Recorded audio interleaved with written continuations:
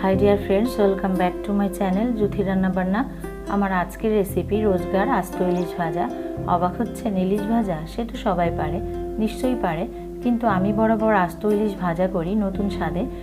আমরা সবাই জানি ইলিশ মাছের একটা নিজস্ব স্বাদ আর গন্ধ আছে, তাই ইলিশ মাছ কম মশলা দিয়ে রান্না করলে এর স্বাদ ও গন্ধ দুটোই বজায় থাকে। অনেকে অনেক রকমভাবে ইলিশ মাছ ভাজা করে থাকেন, কিন্তু আজকে আমি আস্ত ইলিশ ভাজা করে দেখাবো একটি বিশেষ উপকরণ দিয়ে, যেটার কারণে এর স্বাদ ও গন্ধের কোনো পরিবর্তন হবে না, বরং এই মাছটা খেতে হবে দুর্দান্ত স্বাদের। তো চলুন রেসিপিটি শুরু করা যাক। রেসিপিটি শুরু করার আগে বলি, আপনি যদি আমার চ্যানেলে নতুন বন্ধু হয়ে থাকেন তাহলে একটা লাইক বাটনে ক্লিক দিন আর সাবস্ক্রাইব করে আমাকে উৎসাহিত করুন। So let's start the recipe. আস্ত ইলিশ ভাজার জন্য আমি এখানে দুইটা মিডিয়াম সাইজের ফ্রেশ আস্ত ইলিশ মাছ নিয়েছি। মাছ দুইটি লম্বায় 6 ইঞ্চি আর ওজনে 150 থেকে 200 গ্রামের মতো। এই সাইজের মাছ নিলেই বেশি ভালো হয়, তবে আপনারা চাইলে মাছগুলোকে পিচ করে কেটেও এই একই পদ্ধতিতে ভেজে নিতে পারেন। প্রথমে মাছের 2 পিচ এভাবে একটা ছুরি দিয়ে কেটে নিতে হবে। এতে করে মাছ মেরিনেশন করার সময় মশলাগুলো মাছের মধ্যে খুব সুন্দরভাবে চলে যাবে আর মাছ ভাজার সময়ও খুব তাড়াতাড়ি মাছটা ভাজা হয়ে যাবে এবং মাছের ভিতরেও খুব ভালোভাবে ভাজা হয়ে যাবে। এবারে মাছ দুটোকে আমি মেরিনেশন করে নেব। দিচ্ছি স্বাদ মতো লবণ আর দিচ্ছি হাফ টিস্পুন পরিমাণ হলুদ গুঁড়ো। আমি এখানে খুব বেশি মশলা ব্যবহার করিনি। দিচ্ছি হাফ টিস্পুন পরিমাণ রসুন বাটা আর দিচ্ছি হাফ টিস্পুন পরিমাণ আদা বাটা, তবে আপনারা এখানে চাইলে রসুন বাটাটা অ্যাভয়েড করতে পারেন।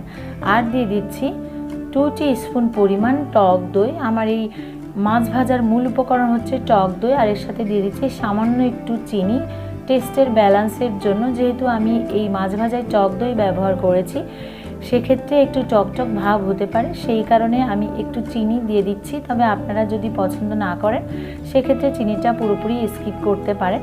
আর এই সমস্ত উপকরণগুলো খুব ভালোভাবে মাছের সাথে মিশিয়ে নিচ্ছি আর মাছের এই কাটা অংশের ভিতরেও আঙ্গুল দিয়ে এভাবে একটু ঢুকিয়ে দিচ্ছি। এতে করে মাছ ভাজা খাওয়ার সময় ভীষণই টেস্টি লাগে।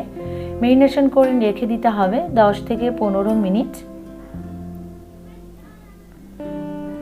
তো আমি 15 মিনিট পর চলে এসেছি, মেরিনেশন হয়ে গেছে। এবারে সরাসরি মাছগুলো ভেজে নেব।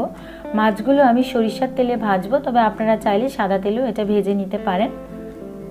তেলটা গরম হয়ে গেছে, এবারে আমি মাছটা দিয়ে দিচ্ছি।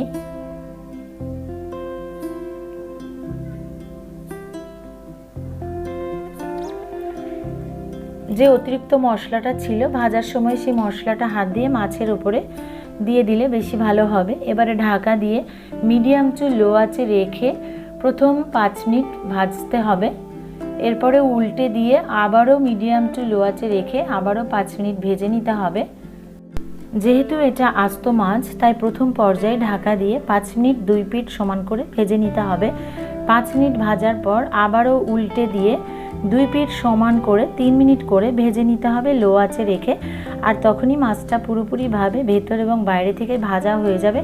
যারা একটু কড়া করে ভাজা খেতে চান তারা আরও 2-1 মিনিট বাড়িয়ে ভেজে নেবেন, আর যারা একটু নরম খেতে চান তারা এইভাবেই ভেজে তুলে নেবেন।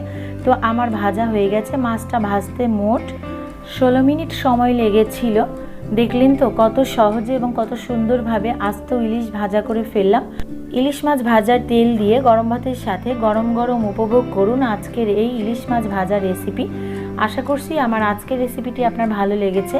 যদি ভালো লাগে তাহলে একবার ট্রাই করুন, আর কেমন হয়েছে আমাকে কমেন্ট করে জানান। আর একটা ছবি তুলে আমার ফেসবুক গ্রুপে শেয়ার করুন। গ্রুপ লিঙ্ক ডেসক্রিপশন বক্সে দেওয়া থাকবে। এরকম আরও সুন্দর সুন্দর রেসিপি পাওয়ার জন্য আমার চ্যানেলটিকে সাবস্ক্রাইব করে আমাকে সাপোর্ট করুন। সবাই খুব ভালো থাকবেন। Thank you so much.